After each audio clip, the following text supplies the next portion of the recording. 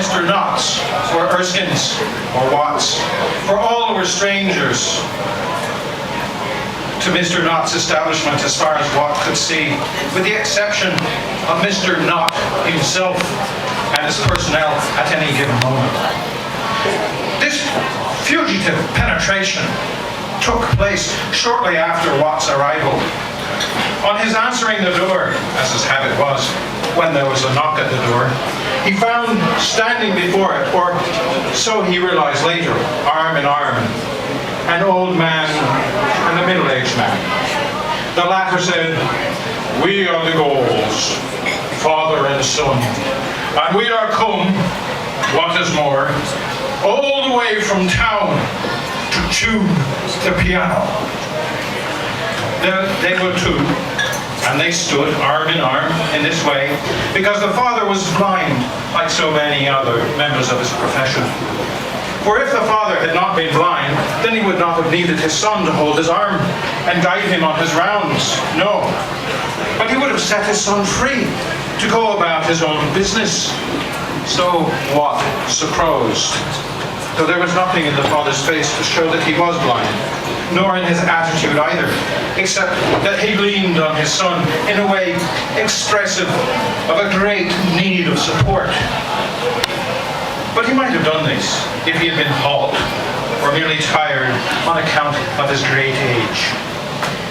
There was no family likeness between the two as far as Watt could make out, and nevertheless, he knew that he was in the presence of a father and son, for had he not just been told so?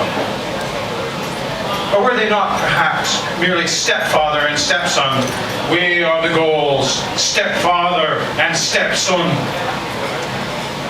Those were perhaps the words that should have been spoken, but it was natural to prefer the others.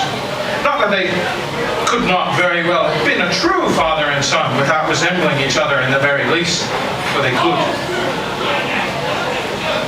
How very fortunate for Mr. Gaul, said Watt, that he has his son at his command, whose manner is all devotion, and whose mere presence, when he might obviously be earning an honest penny elsewhere, attests an affliction characteristic of the best tuners, and justifies emoluments rather higher than the usual.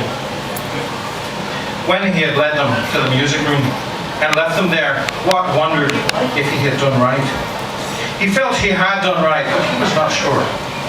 Should he not perhaps rather have sent them flying about their business?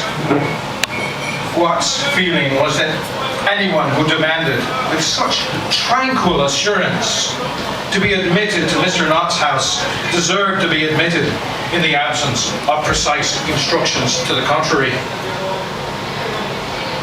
The music room was a large, bare, white room. The piano was in the window. The head and neck in plaster, very white. A buxtehude was on the mantelpiece. A rabanastrum hung on the wall from a nail like a clover. After a short time, Watt returned to the music room with a tray of refreshments. Not Mr. Gaul Sr., but Mr. Gaul Jr. was tuning the piano to Watt's great surprise. Mr. Gaul Sr. was standing in the middle of the room, perhaps listening. Watt did not take this to mean that Mr. Gaul Jr. was the true piano tuner, and Mr. Gaul Sr. simply a poor blind old man hired for the occasion. No.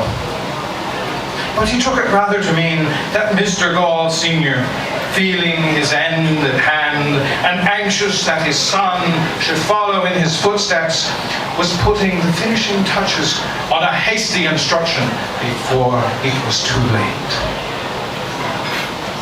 While Watt looked around for a place to set down his tray, Mr. Gaul Jr. brought his work to a close. He reassembled the piano case, put back his tools in their bag, and stood up. The mice had returned, he said. The elder said nothing. Watt wondered if he had heard. 9 dampers remain, said the younger, and an equal number of hammers. not corresponding, I hope,